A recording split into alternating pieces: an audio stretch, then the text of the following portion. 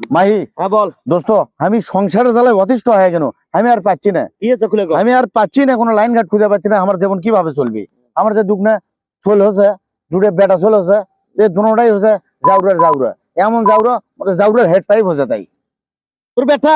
আমার বেটা, এই ছোট বেটা, কিস্তির টাকায় 200 টাকা শর্ট আছে। তারই মধ্যে থেকে মনে কর যে 100 টাকা নিয়ে ওই ভাগছে, নাই নাই হয়ে গেছে। বড় বেটা? আর বড় বেটার কথা করছি, ওই তো ফজরের নামাজ পড়ে 5 কিলো থেকে 2 কেজি চাউল নেয় নাই। এখন আমি কি করবো, আমি কিছু খুঁজে পাচ্ছি না। দোস্ত, ওই দেখ ছোট জাউরা, ঠিক ওই দেখ, দেখ।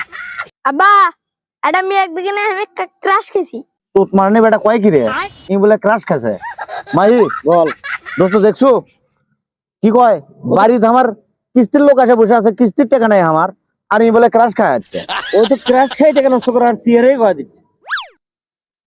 এই শোন, এদিকে আয়। তুই তো আমার বাচ্চা নস রে, তুই তো শুয়োরের বাচ্চা।